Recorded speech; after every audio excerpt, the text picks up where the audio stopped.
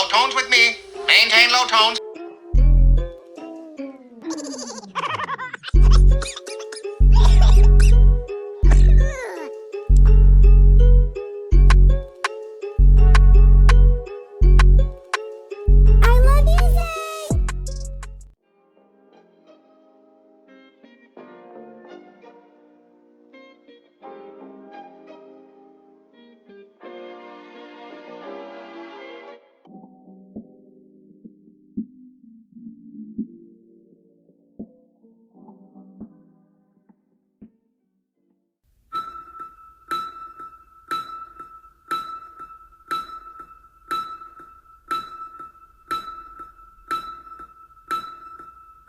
When I was a casual, I thought as a casual, I spoke like a casual, and I looked at boxing like a casual.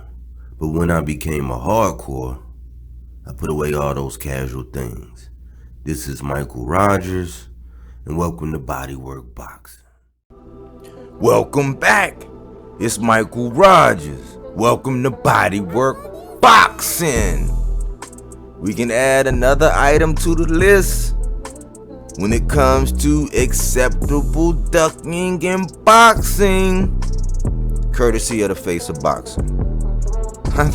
I had to pull up this article from Boxing News 24, because I was like, man, I heard the news that Canelo doubled down on the fact that he's not going to fight another Mexican boxer, or AKA his fellow countrymen. Got to make sure we be real politically correct when we talk about these things. But he came out and addressed it ahead of his fight with Triple G. But in this article from the 1st of September 2022, Andy Ruiz Jr. defends Canelo's decision not to fight Mexicans, right? By Sam Voles. Andy Ruiz Jr. is a supporter of superstar Canelo Alvarez's decision not to fight Mexican fighters. Former unified heavyweight champion Ruiz, 34-2 with 22 knockouts, acknowledges that Mexican fighters are especially tough because they don't give up. So he can understand why Canelo wouldn't wish to fight them. So, because they're exceptionally tough and they don't give up, he's acceptable with Canelo Alvarez not facing them. The face of boxing. Alright. Okay, interesting. Let me get back into it. Canelo's decision not to fight with Mexican fighters arguably is saving him from a potentially embarrassing loss to the unbeaten #1 WBC contender, David Benavidez, who many boxing fans believe would defeat the superstar. Now, even though that is a popular opinion, I don't believe that opinion, that I don't think Benavidez can beat Canelo Alvarez. I don't. However, I don't agree with him actually saying that he won't fight other Mexicans because he's just using it to actually duck David Benavidez. Otherwise, I don't think it's acceptable. But let me get down to this article, because a lot of it talks about Ruiz and his upcoming fight against Ortiz. You know what I'm saying? He talks about the war that him and Areola had, and it was an all-out war. And let me pick up right where he said it. He says, fighting a Mexican is hard because we know these Mexicans aren't going to give up, said Ruiz, reacting to being told that Canelo Alvarez says he won't fight Mexican fighters. Then he goes on to say, in a fight between two Mexicans, you best believe it's going to be an all-out war. It's going to be all-out action fight. We all take hits and we receive them good. We can take punches. That's why it goes back and forth. That's the way it was with me and Chris Areola. It was going back and forth. Even though I got hurt, that Mexican in me made me get back up and win the fight. Canelo can fight whoever he wants. He's the main guy. He's a champion. He's already on the level where he's proved so much that he doesn't need to prove anything to anybody. He just wants to get the big fights. And pretty sure if he fights Bivol again, I think he knows he'll beat him, said Ruiz. So So because it could be a back and forth, and because Mexicans are so tough and they don't give up and they can give just as they can get, and they go all out, and it's always a war, an all-out war. Like, well, he's describing the best fighting the best in the sport of boxing. When the best fight the best, they can dole out punishment that can get rid of somebody that's not on their level, doesn't have their ring acumen, doesn't have their level of skill, their developed talent. When the best fight the best, it is an all-out war. And since they are fighting the best, they have experienced, they're battle tested in being able to take just as much as they can give. They can actually dish it as good as they can take it. That's not a Mexican thing. That's just an excuse for Canelo Alvarez to duck David Benavidez openly, and a reason to duck Zurdo and people like that. But we accept it.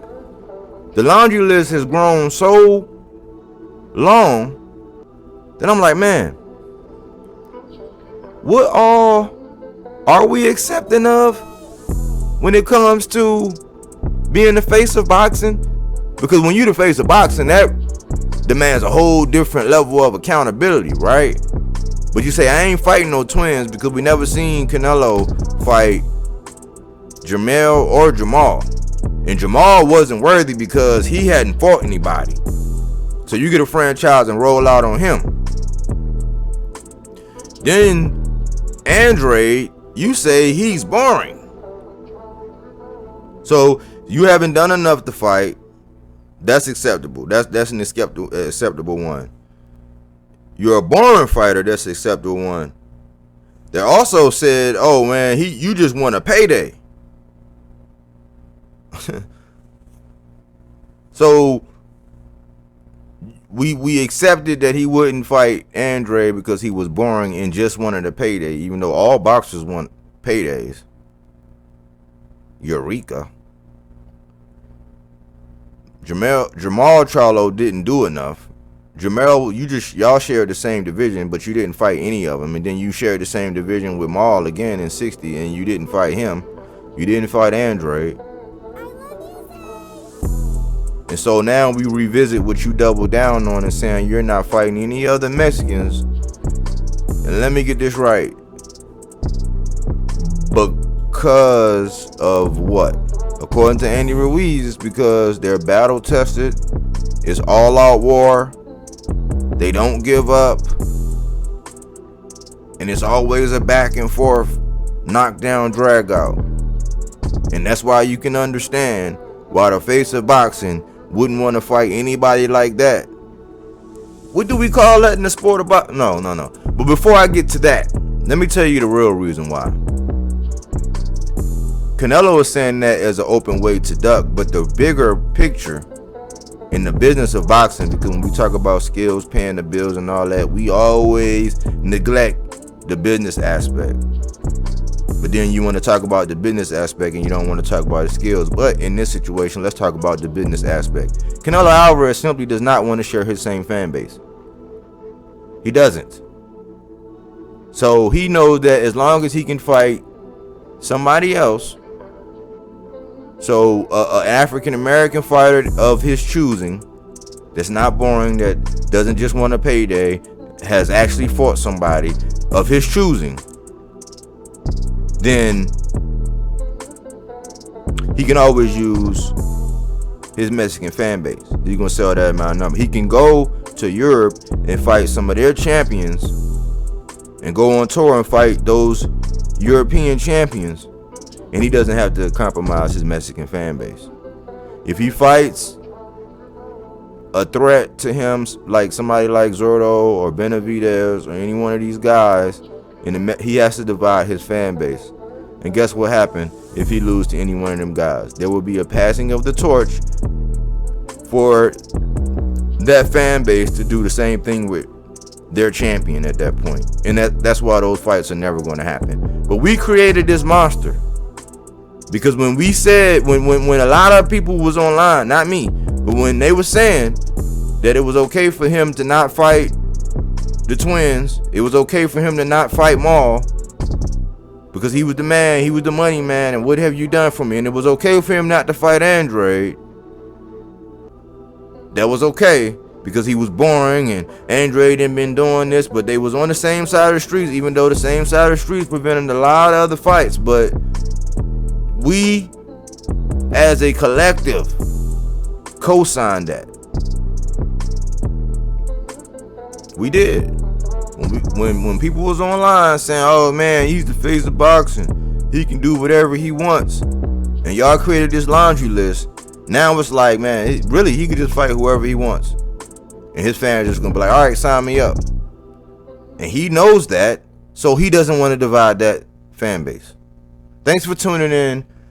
Thanks for liking, thanks for commenting, and thanks for subscribing here at Bodywork Boxing, where we don't take things for face value. We do that body work. All right. I believe you. But my Tommy gun don't. Get down on your knees and tell me you love me. My word, and I do what I do. He knows what I'm about to tell him right now. It's Mr. Keep running your mouth.